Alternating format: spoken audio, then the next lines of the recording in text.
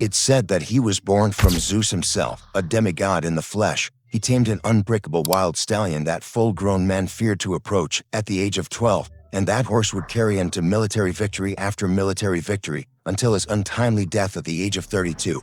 He was tutored by one of the ancient world's greatest thinkers. His name says it all, Alexander the Great. But how much about Alexander is really true and what's fiction? And ultimately, with a whopping 0 Instagram followers, can we truly say that he was all that great? Haters and historians alike will tell you that Alexander the Great was born in 356 BC to the Macedonian king Philip II and his wife Olympias. A true Greek, however, knows that Alexander was actually the love child of Zeus himself, who had a nasty habit of popping down on Earth and taking various animal shapes to con women into sleeping with him. In many ways, Zeus was the original frat boy. Alexander's father was already an impressive figure, a brilliant military leader and politician both. Through force of arms and political maneuvering, he turned Macedonia into a military and cultural powerhouse, which was a pretty impressive feat because in the ancient world, Macedonia was basically the backwoods of Greece. Philip's ambitions, though, weren't limited to his strengthening of Macedonia, and he had a dream that would be handed down to his son,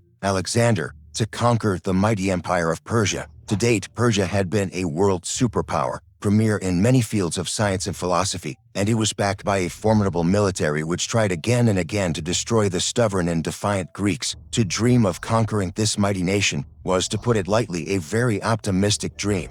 At the age of 13, Alexander was personally tutored by Aristotle, a man so famous that even if you know nothing about his teachings, you definitely recognize the name. One of the ancient world's greatest minds, Aristotle fostered a curiosity in the young prince and sharpened an already formidable intellect. Alexander learned philosophy, medicine, politics, and art from Aristotle, and also that he should treat non-Greeks as if they were slaves. Thankfully, when Alexander would begin his military conquests later in life, he would discard this belief, and this would help him establish his mighty if short-lived empire. In 340 BC, Philip went off to attack Byzantium and left the young Alexander in charge of things at home. Alexander used the opportunity to prove that even though he was just a teenager, he was destined to be a great leader, had gathered the army for a successful attack against the Magi, a people who lived in what's now the southeastern Baltics. 2 years later, Philip returned home, determined to unite Greece under one banner, and went to war against a coalition of Greek city-states led by Thebes and Athens. In that battle, Alexander led the cavalry to a triumphant defeat over the legendary Sacred Band of Thieves, a fighting force made up of 150 pairs of lovers. The victory catapulted an already popular Alexander to new heights of popularity with the Macedonian military.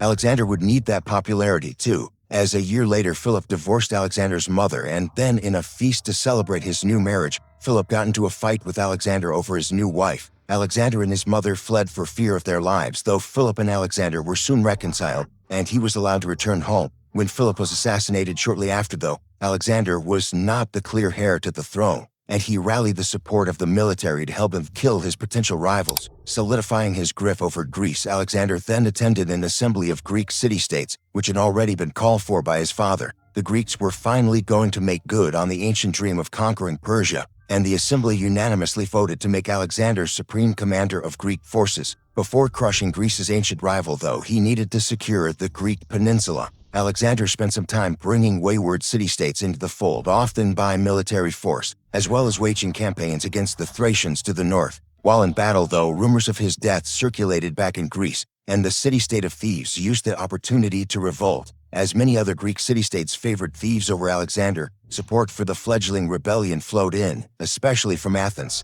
Upon hearing of the brewing revolt, Alexander forced a hard march on his troops, traveling an astounding 240 miles in just 2 weeks to the gates of Thebes. The Thebans, however, refused to rejoin Alexander, and he was forced to lay siege to the city, ultimately burning it to the ground and selling off any survivors into slavery. With the rest of the city-states terrified at the treatment of Thebes, they quickly fell in line, and in an act of generosity which would earn him some favor with the Greeks, he forgave Athens' betrayal. Leaving behind 3 garrisons, Alexander was now free to take on Persia. By comparison, Greece was tiny versus mighty Persia, but Alexander was confident that his men were better trained and equipped. His superior troops would outweigh Persia's superior numbers. That theory would be put to the test in 333 BC, when Alexander's forces met with a massive Persian army, led by the new king Darius III. Alexander's belief that his superior troops could win out over superior numbers was well-founded. The Persians had largely become complacent in the last century, and their military forces suffered from a noticeable lack of discipline. as well as a lack of cavalry. Alexander by comparison fielded an army comprised of archers, javelin throwers, infantry, and heavy cavalry. His mastery of what was in that day combined arms warfare saw him utterly crush the Persian forces laid out against him. With defeat inevitable, the Persian king fled the battlefield with the few forces that he could muster into a hasty withdrawal. Darius III was so hasty in his retreat that he even left behind his own wife and family, and his mother was so ashamed of him that she disowned him publicly and adopted Alexander as her own son. This gesture would be paramount to Alexander's cementing of its grip on what was formerly the Persian Empire. Over the next few years, Alexander would continue to push east and south, striking deep into the Persian Empire and taking Egypt. Time and again, Darius sued for peace, and Alexander rejected each overture. At last, he forced a confrontation with Persia's king at Gaugamela in 331 BC and faced off against another large Persian force. The fighting was intense, each side knowing they were fighting for total victory and the fate of Persia. Ultimately, though, Alexander's forces would be triumphant, and once more Darius fled the battle. This time, though, his own men caught and killed him for his cowardice. Alexander, however, proved to be honorable, and upon finding Darius's body, he gave the former Persian king a royal funeral. Some sources also state that he punished the murderers for daring to strike down their king. With Darius dead, Alexander was free to claim the throne of Persia for himself, except another Persian leader, Bessus, had already claimed the throne for himself. This would prove to be what historians call a slight miscalculation. Alexander's forces pursued Bessus and his army until finally Bessus's own troops captured him and handed him over to the Greeks. Bessus was tortured and killed, and Alexander was finally king of Persia. The empire that had threatened Greece for centuries was now at last itself a Greek territory. In order to secure his hold on Persia, Alexander granted large amounts of freedom to Persian territories, even allowing them to govern themselves in exchange for loyalty to him. He did not force conversions of Persian culture or religion, the way most rulers did back in his day, and instead actually adopted many Persian customs for himself. This made him very popular with the Persians, although it made him just as unpopular with his own Macedonian troops. One of the generals and close friends drunkenly insulted Alexander's adoption of Persian culture, and in a fit of rage, Alexander killed him. This proved to further drive a wedge between him and his native Macedonians. Feeling that further conquest would help stabilize his political situation and further feeding his appetite for glory, Alexander rallied his forces once more and marched on India. Many tribes surrendered to Alexander without a fight, and in exchange he once more granted them many freedoms that other conquerors wouldn't have given them. In 326, though, Alexander faced King Porus of Parava, whose army was less experienced but packed a superweapon, the war elephant. Initially, the war elephant sowed fear and devastation upon Alexander's army, but the big beasts were vulnerable to Alexander's lightning-fast cavalry. The elephants were brought down, and Alexander secured defeat. His troops, though completely exhausted, refused to continue with Alexander's plan to push further into India and seize all of it. Instead, Alexander wisely chose to let his troops rest. Though the Greeks had been enriched greatly off Persia's vast wealth, they resented the Persians after centuries of warfare. Knowing that he would never hold on to his new empire unless he could unite the two sides, he forced the mass marriage of his Greek officers to Persian princesses, hoping that their sons and daughters would be explicitly loyal to him. This move turned out to be even more unpopular, and many Greeks threatened to mutiny until Alexander replaced them with Persian officers and soldiers. Not wanting to be left out of future spoils, his troops backed off their threats to mutiny. And in an attempt at reconciliation, Alexander threw a fantastic banquet for all, and returned all military titles and honors to the mutinous officers.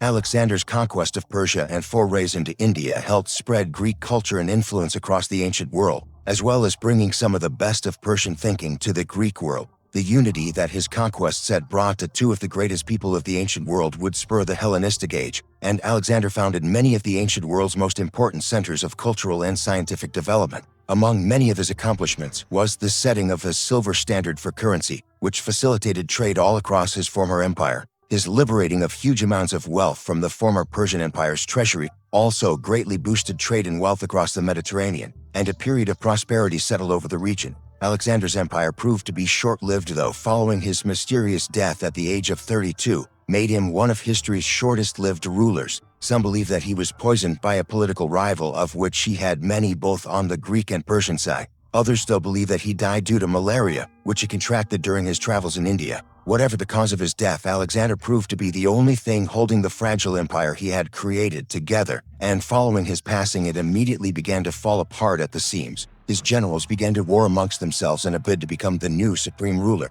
Ultimately, it's unknown if Alexander could have really held his empire together even if he had lived. His conquests had brought together many disparate peoples under one banner, most of them who did not share a common culture. Even while he was alive, his empire strained and groaned under the pressure of revolution, and it was only his political shrewdness along with savagery against his political enemies that kept it together while alive. How long could this have lasted, though, remains a doubt, and ultimately it's likely even if he had not died from disease or poison, it would have eventually imploded anyway. For more crazy stories about history's world leaders, go watch Genghis Khan, Greatest Conqueror Ever. And as always, don't forget to like, share, and subscribe for more great content.